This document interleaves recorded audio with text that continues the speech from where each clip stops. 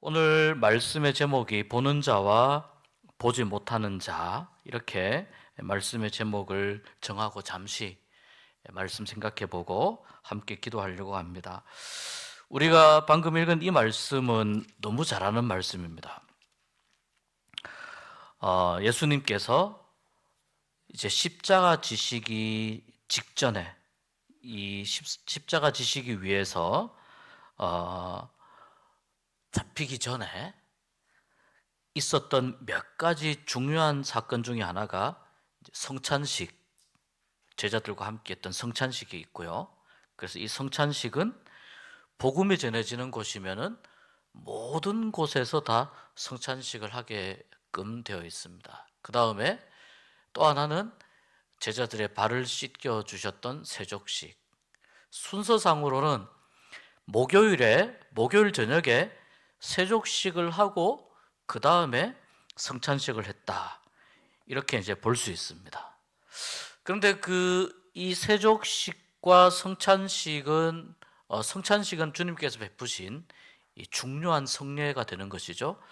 그런데 세족식도 예수님께서 뭐라고 말씀하셨냐면, 이 세족식을 하면서 내가 너희들의 발을 씻겨 준 것처럼 너희들도 서로 서로의 발을 씻겨 주어라 라고 이야기하셨습니다. 이 유대인들 또는 이쪽 근동 지방의 이 문화는 멀리에서 손님이 오면 그 신고 다니는 신발들이 그 샌들 종류이기 때문에, 또 황량한 이렇게 광야나 이런 데는 늘 먼지가 수북하지 않습니까? 그러니까 먼 데서 손님이 여행해서 오거나 걸어서 오면 발이 아주 더럽습니다. 그래서 발 씻을 물을 제공하고, 또 때로는 하인들이 발을 닦아줍니다. 그런 이제 문화가 있습니다. 제자들이 예수님이 발을 씻어 주시는 것을 경험을 하면서 그들이 가지고 있는 생각 속에서, 이건 하인이나 하는 짓인데 왜 우리의 선생님이 하실까? 그래서 베드로도 처음에는 사양을 했던 것입니다. 그 사양을 하는 것이 베드로의 입장에서는 겸손이라고 생각했는데, 어떻게 감히 내가 예수님의 그 거룩한 손에 나의 더러운 발을 맡기겠느냐, 이런 이제 그 마음을 가지고 사양을 한 것으로 볼 수 있습니다. 제자의 입장에서 당연한 것이죠. 그런데 예수님은 그 베드로에게 내가 너의 발을 씻겨주지 않으면 너와 나는 아무 상관이 없다라고 말씀하셨습니다. 그리고 발을 다 씻겨주시고 나서 이 사건을 기억하면서 너희들도 서로의 발을 씻겨주어라. 그러니까 내가 나의 발을 씻길 수가 없다는 것을 의미합니다. 내가 내 발을 씻길 수가 없다. 또 한 가지는, 주님이 원하시는 교회와 공동체의 모습은 어떤 모습이냐면 서로의 발을 씻겨주는 공동체가 되어야 된다는 것입니다. 그 중요한 말이 뭐냐면 너와 내가 상관이 없다라는 말이거든요. 마찬가지로 서로의 발을 씻겨주는 그런 공동체가 아니면, 그런 사이가 아니면 서로가 아무 상관이 없게 되는 것이죠. 그래서 여러분, 공동체를 만들어 간다는 것은 참 쉬운 일은 아닙니다. 함께 그냥 모여 있다고 해서 공동체가 되는 것은 아니고요. 공동체를 만들어가는 성경적인 원리, 이 복음 안에서의 원리가 있는 것인데, 그 중에 중요한 그 공동체 원리 중에 하나가 이 발을 씻기는 일입니다. 이 일도 공동체가 존재하는 한, 또 교회가 존재하는 한 계속해서 발을 씻겨주라고 그렇게 말씀하셨습니다. 그리고 예수님께서 겪으셨던 일 중에 또 한 가지가 뭐냐면, 복음이 전해지는 곳에는 이 사건을 꼭 이야기하여라, 이렇게 말씀하신 사건이 있습니다. 그것이 오늘 13절에 보면 이렇게 말씀합니다. 내가 진실로 이르노니 온 천하에 어디서든지 이 복음이 전파되는 곳에서는 이 여자가 행한 일도 말하여 그를 기억하리라 하시니라, 이렇게 말씀하고 있습니다. 복음이 전해지는 곳에 이 일을 반드시 이야기하라는 거예요. 그래서 아마 이 복음서의 기자들도 예수님의 그 말씀을 듣고 복음서를 쓰면서 이 사건을 이렇게 기록한 것으로 볼 수 있습니다. 그 사건이 뭐냐면은 어느 집에서 한 여인이 예수님에게 향유를 부은 사건입니다. 오늘 이 말씀을 보면 베다니 나병 환자 시몬의 집 이렇게 되어 있습니다. 여기는 나병 환자 시몬의 집인데 지금 이 성경에 오늘 제가 그 기독교 신문 기사를 보니까 성경에 예를 들어서 벙어리나 나병이라고 나와도 공식적으로 이야기할 때는 그렇게 하지 말아라 이렇게 이제 그 권하는 그런 기사가 있더라고요. 벙어리는 어떻게 이야기하면 좋을까요? 벙어리는 이 말을 못하는 분이니까 그런 분들을 뭐라고 부르죠? 뭐라고 부르죠? 그런 분들을 네? 듣지 못하고 말하지 못하는 분이니까 청각장애인이라고 볼 수 있죠. 그죠?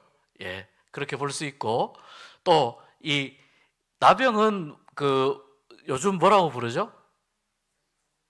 예, 한센병이라고 이렇게 부르죠.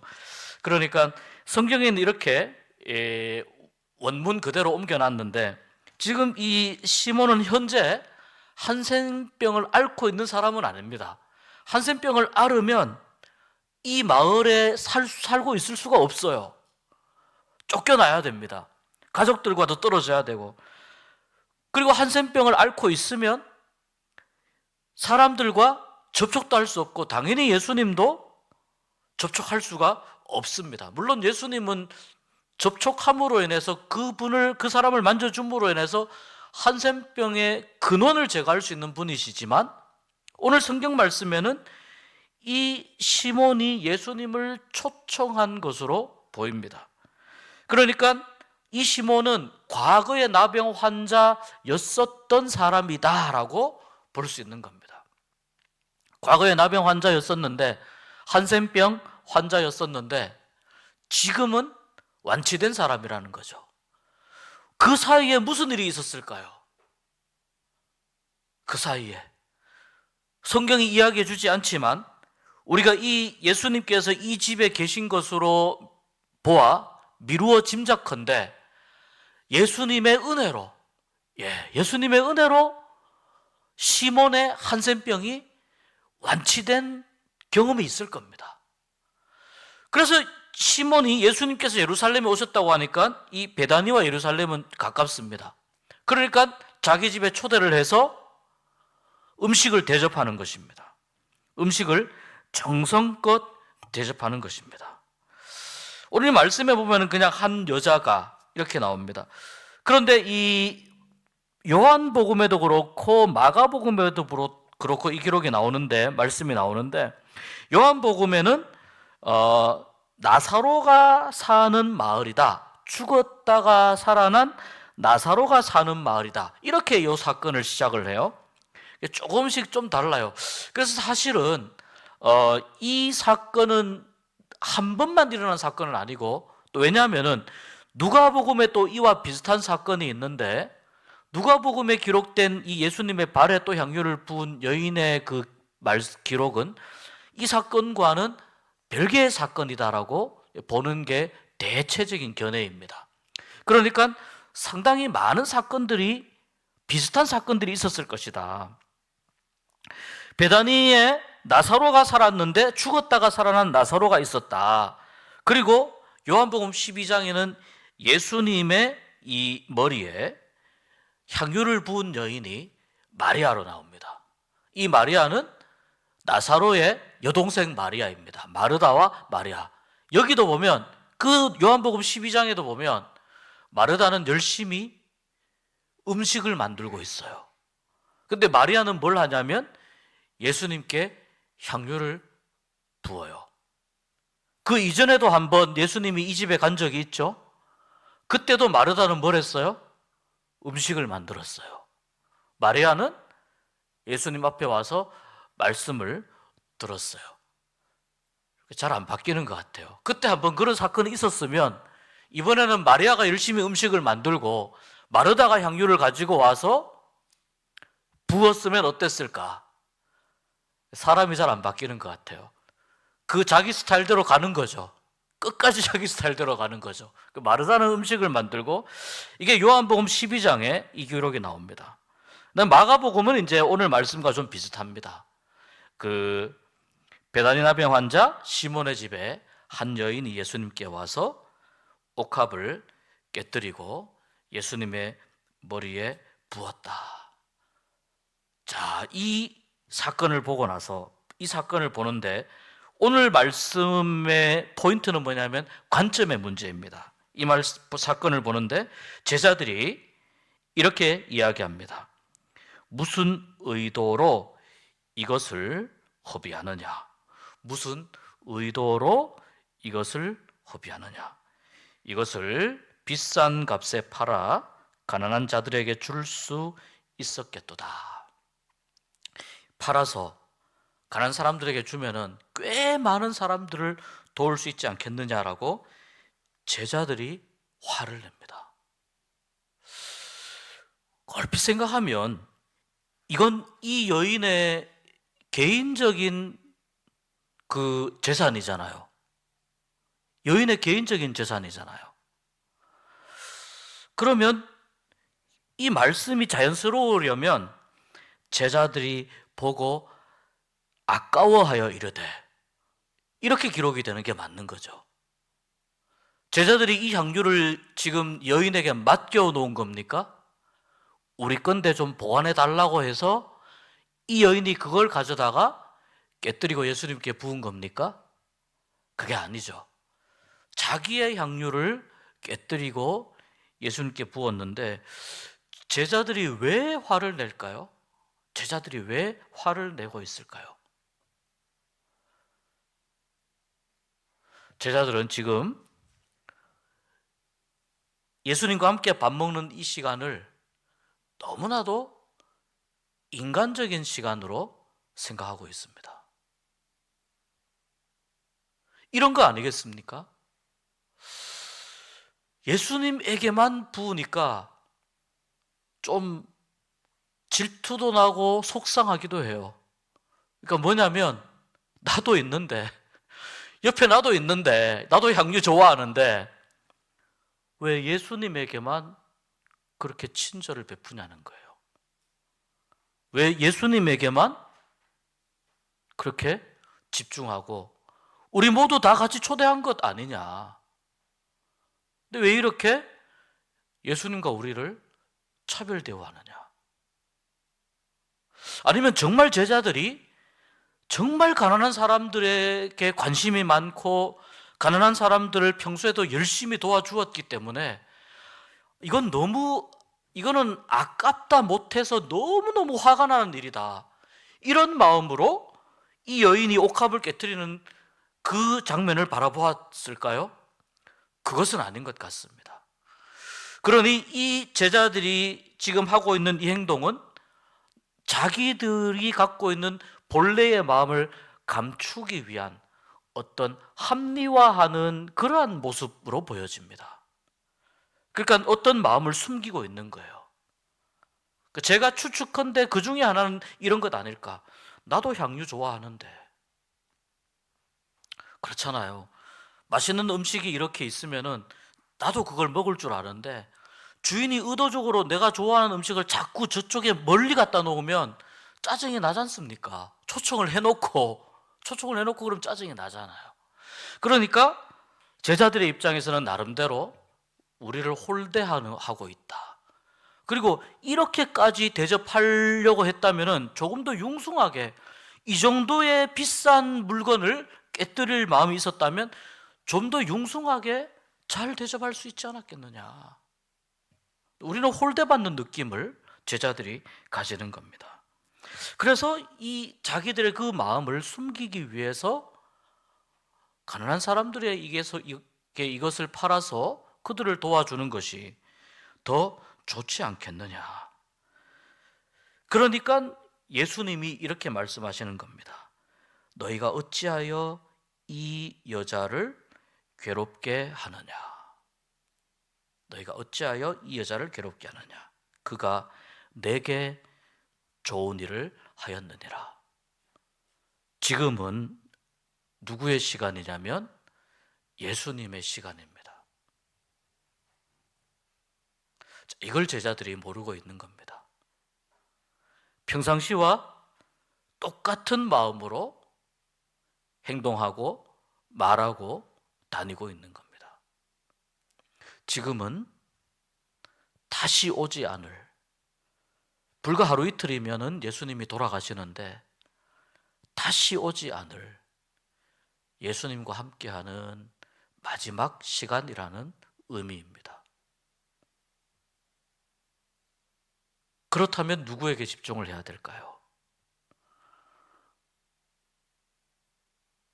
우리의 자녀들이, 아들들이, 또 우리 교회 청년들이 군대에 가기 위해서 머리를 깎고 이제 입대하기 직전에 예배에 참석합니다. 그리고 벌써 우리 교회에서도 몇 명 다녀왔죠? 지금 가 있는 친구들도 있고요. 그런데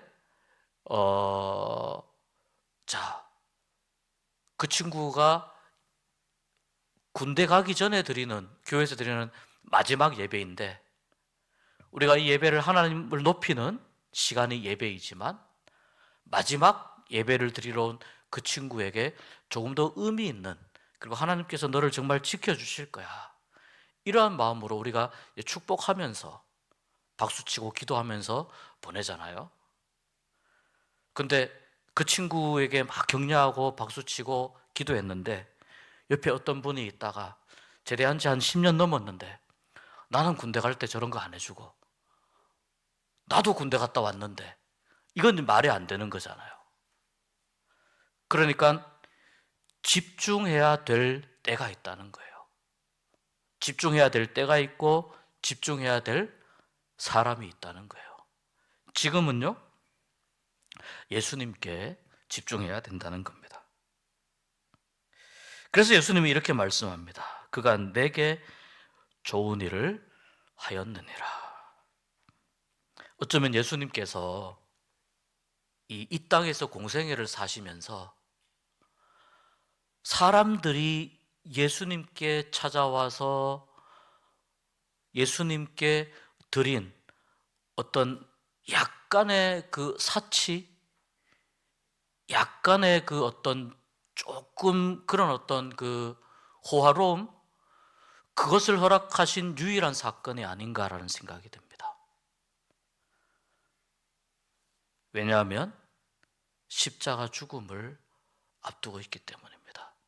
그리고 이 향균을 바르고 향품을 바르는 것은 이 유대인들에게 있어서, 특별히 시신에게 이렇게 하는 것은 이제 이 시신을 장사 지내는 데 있어서 매우 중요한 절차인데, 우리가 아는 것처럼 예수님의 몸에는 그런 향품을 바르지도 못했습니다. 그래서 예수님께서 이 살아계실 때에 십자가 지시기 전에 이 사건을 허락하시지 않았는가? 이 마음을 받아주시지 않았는가? 그 여기 보면 이 여인이 나에게 향유를 부은 것은 나의 장래를 위해서 한 것이다. 가난한 자들은 항상 너희와 함께한다. 나는 항상이 아니다. 그렇기 때문에 지금 이 시간은 누구의 시간이냐면 예수님의 시간이다. 예수님께 집중해야 되는 시간이다, 이런 뜻입니다.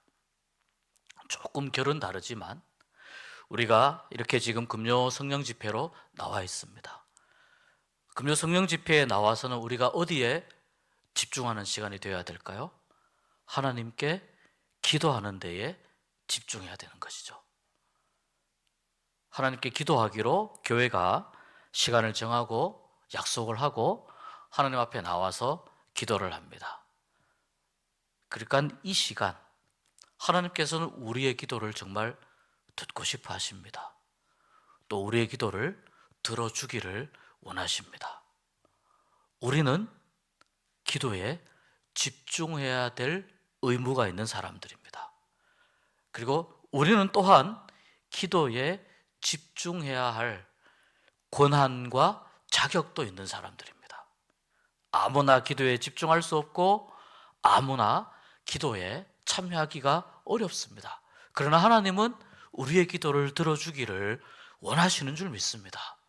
오늘 밤에 하나님 앞에 여러분이 정말 간절하게 그렇게 기도하실 수 있는 이 밤이 되실 수 있기를, 기도에 집중하는 밤이 되실 수 있기를 주의 이름으로 축복합니다. 자, 이렇게 이제 예수님께서 이 사건에 대한 의미를 말씀하십니다. 자, 그런데 요한복음에서는 뭐라고 이야기하느냐? 요한복음에서는 이 여인의 이 행동을 지적한 사람이 가룟 유다로 나옵니다.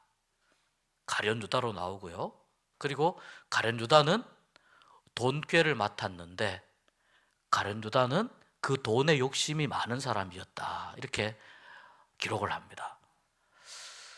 그래서 가룟 유다가 이 여인을 꾸짖으니까 예수님께서 이와 같은 말씀을 하십니다. 가룟 유다의 눈에는 지금 무엇이 보였겠습니까? 향유가 가지고 있는 금전적인 가치가 눈에 보인 거예요. 그러니까 너무너무 아까운 겁니다. 그렇다면 요한복음에서만 그런 관점일까요? 오늘 여기 자 말씀을 한번 보시면은 이렇게 해서 13절이 지나가잖아요. 13절 복음이 전해지는 곳마다 전부 다 이 여자가 행한 일도 말하여 그를 기억하라. 이 여자의 일을 기억하라. 내가 공생의 시간 동안에 나에게 이렇게 큰 호의를, 큰 맘 먹고 나에게 호의를 베푼 이 사건은 그러나 의미에 있어서는 나의 죽음을 준비한 사건이고 나의 장례를 준비한 사건이기 때문에 너무 중요한 사건이다. 복음이 전해지는 곳에는 이 여자의 일을 반드시 이야기하라. 이렇게 말씀하시고 정리하신 뒤에 우리가 읽은 14, 15, 16절에 보면 거기에 가룟 유다가 나옵니다. 여기에 가룟 유다가 나옵니다. 그러니까 이 가룟 유다가 앞에 있었던 사건과 연결해서 이 사건 가운데에서도 가룟 유다는 무엇을 보고 있느냐면은 지금 돈을 보고 있다는 것을, 물질에만 관심이 있다는 것을 우리가 알게 됩니다. 여러분, 물질은 우리에게 너무너무 중요하고 우리가 이 세상 살아가는데 정말 없어서는 안 될, 우리의 삶에 있어서 굉장히 중요한 그러한 우리 삶의 요소임에는 틀림이 없습니다. 그런데 여러분, 그 물질이 하나님께서 축복의 통로로 우리에게 주시기도 하지만, 그러나 이 물질을 우리가 잘 관리하고 잘 다스리지 못하면 이 물질만 바라보다 보면 하나님을 바라보는 눈이 점점점 약해져 버리게 됩니다. 물질을 통해서, 경제적인 것들을 통해서 할 수 있는 것들이 얼마나 많이 있습니까? 참 많이 있습니다. 돈이 많이 있으면은 세상에서 대우받고 대접받습니다. 그런데 그 물질을 누리고 사용하면서 누리고 즐기는 이 삶을, 이 생활만 바라보다가 보면 우리가 어디에 우리의 시선이 막히게 되냐면 하나님을 향한 우리의 시선이 끊어버리게 되는 거예요. 막혀버리게 되는 것입니다. 그래서 여러분, 물질을 잘 관리하기 위해서 꼭 반드시 필요한 게 뭐냐면요, 우리에게 영성이 필요합니다. 영성.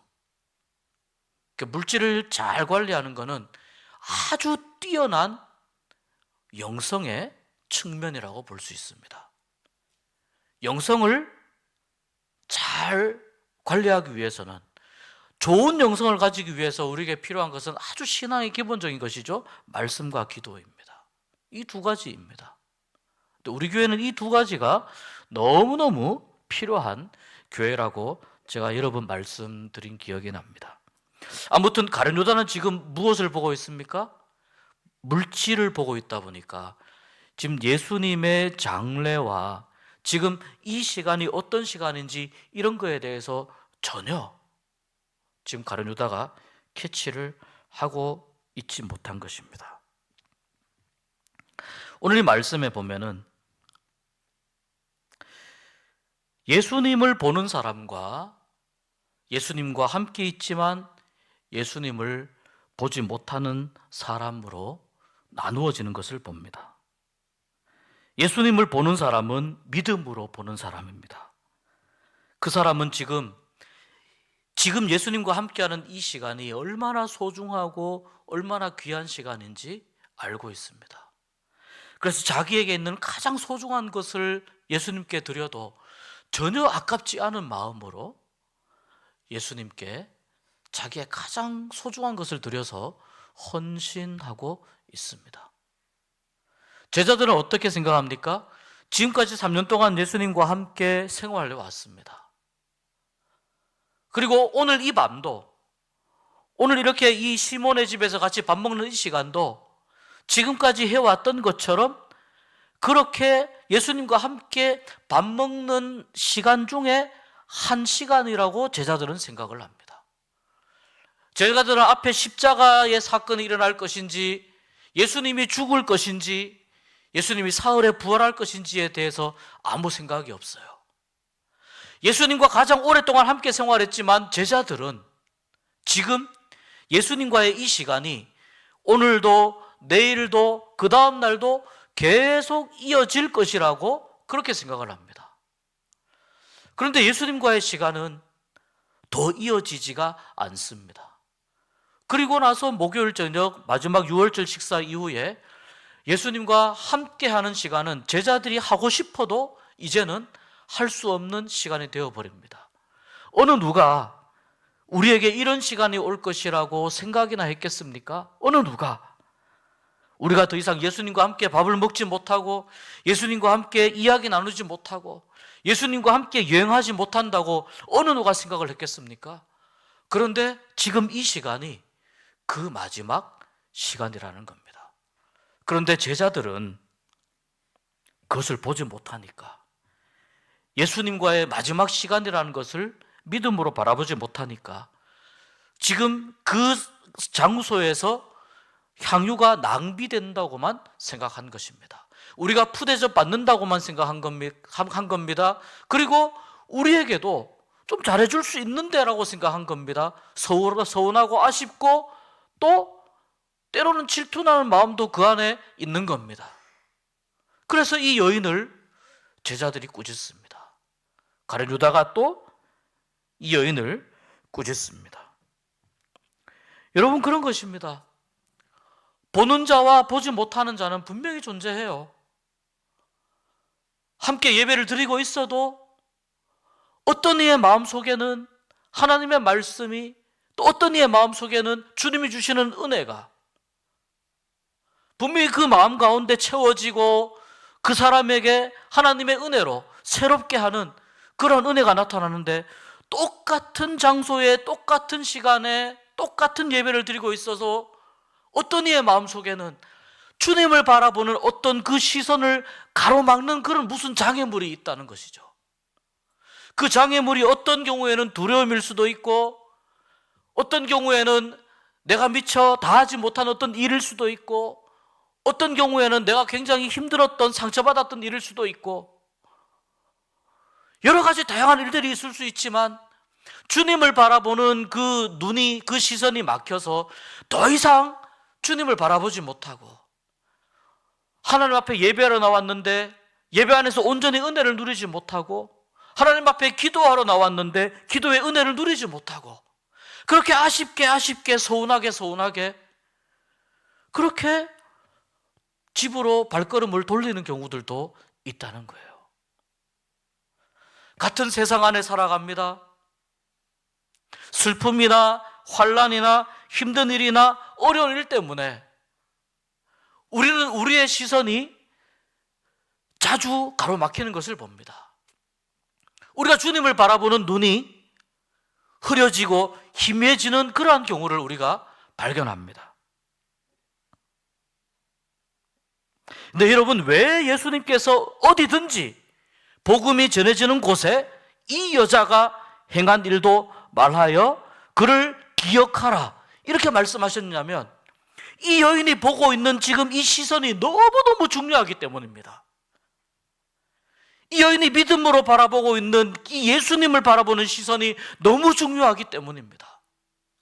이 여인이 행한 일에 대해서 이야기하면서 동시에 우리에게 무슨 교훈으로, 우리에게 어떤 말씀으로 다가오길 원하시냐면, 과연 너희들은 무엇을 보고 있느냐 묻고 싶으신 거예요. 예수님은 무엇을 보고 있느냐, 보아야 할 것을 보고 있느냐, 예수님을 보고 있느냐, 아니면 예수님을 바라보지 못하고 있느냐. 여러분, 어떤 일이 있어도 주님을 바라보는 시선을 회복하실 수 있기를 축복합니다. 많은 환난과 많은 어려움이 있어도 주님을 바라보는 그 시선, 믿음으로 주님을 바라보는 이 시선을 가지기로 애쓰고 노력하고, 내가 주님을 봅니다. 세상 가운데에서도, 버스 타고 가면서도, 집 안에서도, 어디서도 내가 주님을 봅니다. 이 믿음을 포기하지 않겠습니다. 이 믿음으로 나아가고 이 믿음으로 주님을 예배하겠습니다. 주님께 기도하겠습니다. 이러한 마음이 우리 안에서 회복될 때 우리가 정말 보아야 할 것을 볼 수 있는, 예배 안에서 은혜를 받고 기도 가운데에서, 말씀 가운데에서 하나님의 음성이 들리고 나를 만져주시는 하나님의 그 따뜻하고 사랑스러운 손길이 느껴지는, 나의 상처와 아픔이 회복이 되고 치유되고 어루만져지는 그러한 은혜를 우리가 누리게 될 줄로 믿습니다. 여러분, 두려움과 불안과 염려와 불신, 이러한 것들 다 주님 앞에 내려놓고 우리의 등 뒤로 전부 다 떨쳐버리고, 오늘 이 시간은, 오늘 이 밤은 주님만 바라볼 수 있는, 주님께만 집중할 수 있는 밤이 되기를 소망합니다. 믿음으로 바라보는 시간, 믿음의 눈으로 주님을 바라볼 때에 우리에게 주시는 은혜를 누릴 수 있는 이 밤이 될 줄로 믿습니다.